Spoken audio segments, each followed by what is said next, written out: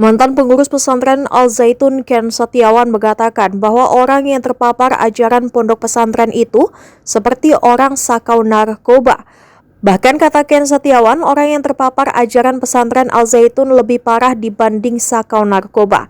Hal itu diungkapkan oleh Ken usai mengikuti silaturahmi kebangsaan bersama MUI dan Kementerian Agama dalam menindaklanjuti pesantren Al Zaitun pada Senin 19 Juni, seperti dimuat YouTube Tribun Jatim.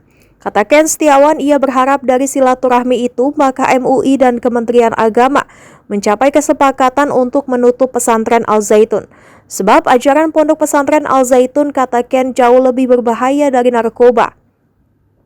Adapun kata Ken, sistem penyebaran ajaran pesantren Al Zaitun sama dengan multi-level marketing atau MLM, di mana satu penganut ajaran tersebut akan menyebarkan keyakinan mereka ke 10 hingga 20 orang yang dikenal. Hingga kemudian puluhan orang itu dipastikan akan menyebarkan ajaran tersebut ke teman dan lingkungan mereka. Adapun caranya ialah dengan memberikan sugesti agama yang penganut pondok pesantren itu yakini. Apabila terkena paparan ajaran tersebut, kata Ken, maka penganut akan sakau lebih dari menggunakan narkoba. Narkoba biasanya pemakai masih bisa sembuh ketika direhab dan dikurangi dosisnya pelan-pelan. Namun kata Ken, berbeda apabila terpapar ajaran yang disampaikan pesantren Al Zaitun. Orang yang terpapar akan terkena doktrin merasa paling benar, di mana semua orang yang tidak mempercayai ajaran tersebut dianggap kafir. Ken menyebut di eranya dulu ia hanya butuh waktu 2 jam untuk membuat seseorang meyakini ajaran yang dipercayai pesantren Al Zaitun. Hanya 2 jam seseorang akan menyerahkan seluruh hartanya kepada pihak pesantren. Hal itu, kata Ken, tidak membutuhkan teknik hipnotis atau gendam, melainkan hanya sugesti dengan agama. Bukan hanya untuk diri sendiri, tapi harus disampaikan kepada orang lain. Satu merekrut 5, 10, 20, dan dia tidak akan pernah berhenti sebelum mendapatkan pemikiran baru yang menurut dia lebih bagus dari yang dia yakini saat ini. Jadi sakaunya, lebih sakau ini daripada narkoba.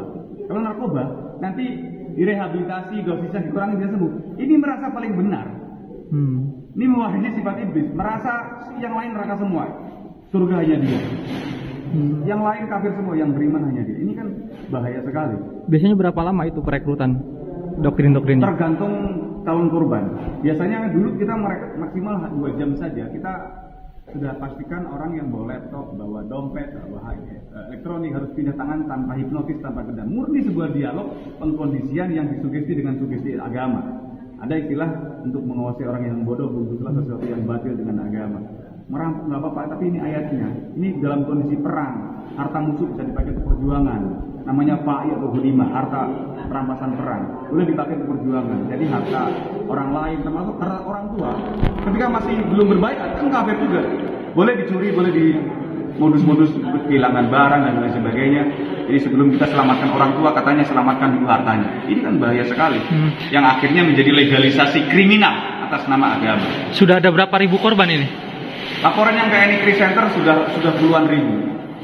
Dan terakhir kita yang paling banyak yang kita tangani yang sudah kembali ke NKRI di Sumatera Barat, satu sesi kita ada 1.157 anggota NII, ex-NII yang kembali ke NKRI di Jambi, di Riau, di Sumsel, di Marin Lampung, di Jawa Barat, Jawa Tengah, seluruh tersebar di dalam kita.